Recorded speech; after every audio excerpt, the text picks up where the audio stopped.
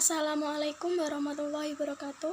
Perkenalkan, nama saya Wi Anjar Muaya. Saya dari Sekolah Tinggi Ilmu Ekonomi Total Win Semarang. Di sini saya akan menganalisis gaya kepemimpinan Ibu Susi Pujiastuti. Ibu Susi Pujiastuti lahir pada tanggal 15 Januari 1955 di Pangandaran, Jawa Barat. Ayahnya bernama Haji Ahmad Karlan, ibunya bernama Haja Suhlasmina. Ibu Susi mengenyam pendidikan hingga tingkat SMP di SMP Negeri 1 Pangandaran, kemudian melanjutkan pendidikan ke SMA Negeri 1 Yogyakarta, namun berhenti di kelas 2 karena dikeluarkan dari sekolah akibat keaktifannya dalam gerakan golput. Setelah menjadi menteri, Ibu Susi mendaftar mengikuti paket C di PKBM Bina Pandu Mandiri Kabupaten Ciamis tahun 2015.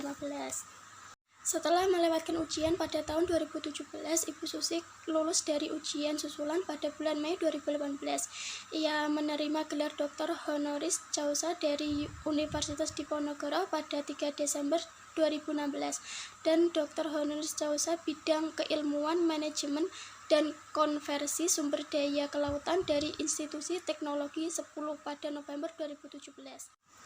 Ibu Susi Pujiastuti merupakan seorang mantan Menteri Kelautan dan Perikanan dari Kabinet Kerja 2014 sampai 2019, yang juga pengusaha pemilik dan Presiden Direktur PT ASI Pujiastuti Marine Product, eksportir hasil-hasil perikanan, dan PT ASI Pujiastuti Aviation atau penerbangan Susi Air dari Jawa Barat. Ibu Susi Pujiastuti semasa jabatannya sebagai Menteri Kelautan dan Perikanan, beliau dikenal akan kebijakannya yang tegas terhadap penangkapan ikan ilegal. Namanya bahkan dikaitkan dengan kata tenggelamkan, yang mengacu pada hukuman penenggelaman kapal-kapal asing ilegal di perairan Indonesia. Berikut adalah kebijakan dari Ibu Susi Pujiastuti. Pada tahun 2014, Ibu Susi dilantik menjadi Menteri Kelautan dan Perikanan. Sebelum Ibu Susi dilantik, Ibu Susi melepas semua posisi lainnya termasuk Presiden Direktur PT ASI Pujiastuti yang bergerak di bidang perikanan serta PT ASI Pujiastuti Aviation yang bergerak di bidang penerbangan untuk menghindari konflik kepentingan pribadi. Kemudian dalam tahun 2014 sampai tahun 2018, Ibu Susi melakukan penenggelaman kapal pencurian ikan sebanyak 488 yang berasal dari negara Vietnam 276, Filipina 90, Thailand 50, Malaysia 41, Indonesia 26, Papua Nugini 2, Tiongkok 1, Bali 1, dan tanpa negara 1. Kemudian pada tahun 2015, Ibu Susi melakukan penerbitan Peraturan Menteri Kelautan Nomor 2 Tahun 2015 tentang larangan penggunaan alat penangkapan ikan pukat hela dan pukat tarik.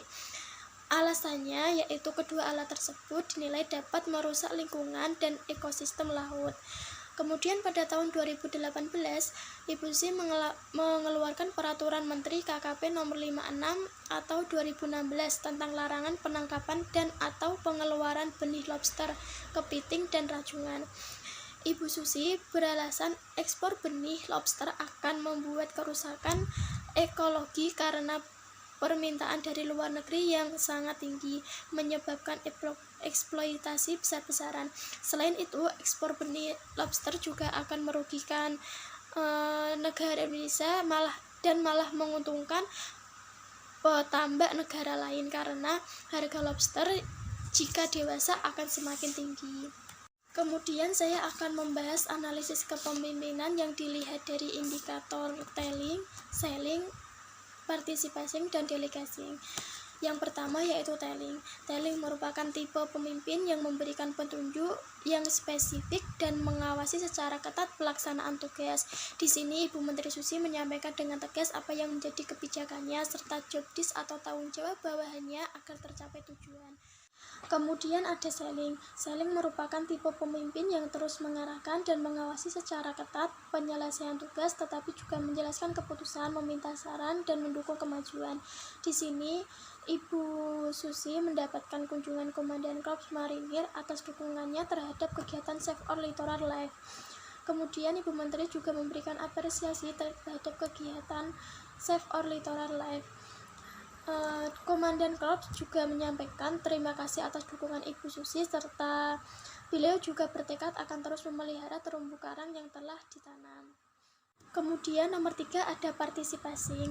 Partisipasi merupakan tipe pemimpin yang mendorong pengikut serta melakukan komunikasi dua arah dan memfasilitasi pengikut dalam mengambil keputusan. Dalam hal ini, Ibu Menteri Susi berpartisipasi dalam memantau pengeboman ikan. Sebelumnya, Ibu Menteri memberikan komando dan kode ke bawahannya, kemudian diluncurkan bom kepada target kapal. Salah satunya yaitu kapal nelayan asing dari Thailand di perairan Dempo. Kemudian nomor 4 ada delegasi.